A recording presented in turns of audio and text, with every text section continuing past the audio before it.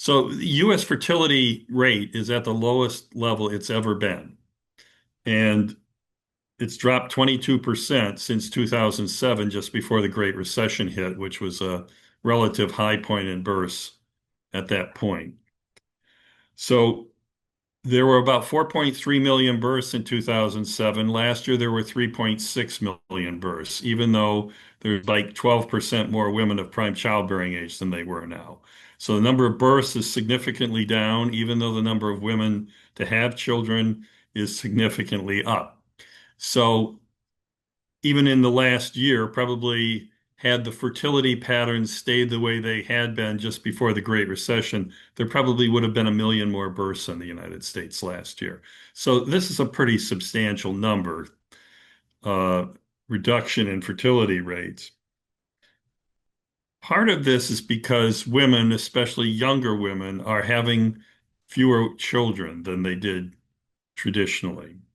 So much of the decline is a function of lower fertility among women in their 20s. There's also been a reduction in the teen fertility rates, but most people see that as a good thing.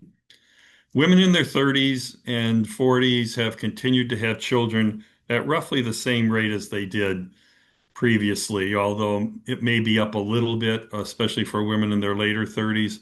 But the increase among those women simply is not enough to offset the declines in fertility among women in their 20s, especially 20 to 24. So just for an example, women 20 to 24, uh, 20 years ago probably would have had about 100 children per thousand women in that age group. Now it's about 60. So that's a substantial decline in fertility among younger women. Part of it is because younger women are more likely to be childless now than they were historically. So, for example, we have about 44.2 million women in their prime childbearing years between 20 and 39. 52% of those women have not had any children. That's about 5.7 million more of those women who haven't had children than would have been the case had the patterns just before the Great Recession continued. Part of this is because marriage rates are lower and marriages are being delayed. So the overall trend is even though there are more women to have children, there are fewer children being born, and the fertility rates are at record lows.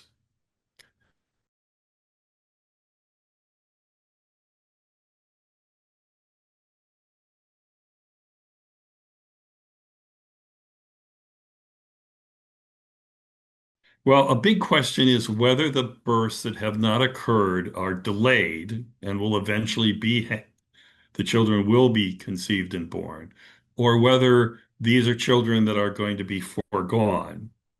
When this first began, early, say, around 2010 or 2015, my expectation was that because of the Great Recession, maybe some of these births had just been delayed. Women were just going to have the babies, but a little bit later. But in fact, they haven't had the babies. And the women who were in their early 20s in 2010 are now in their later 30s.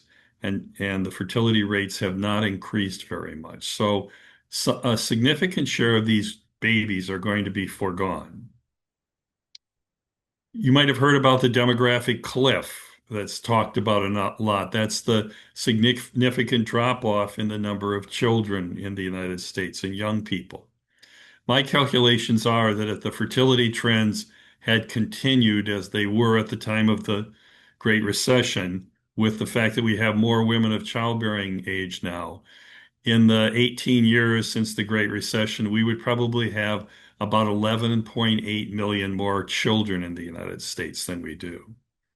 So this is a significant decline, and it ripples up through the population. So at first, it means there's going to be less demand for obstetricians. There are going to be there are going to be maternity wards that are going to be closed, as we're seeing happening, particularly in rural areas of the United States. Then the elementary schools experience declines in enrollment. Now the universities are concerned about that. So that lack of young people sort of ripples up through the society, and it'll soon be a factor in the labor force as well.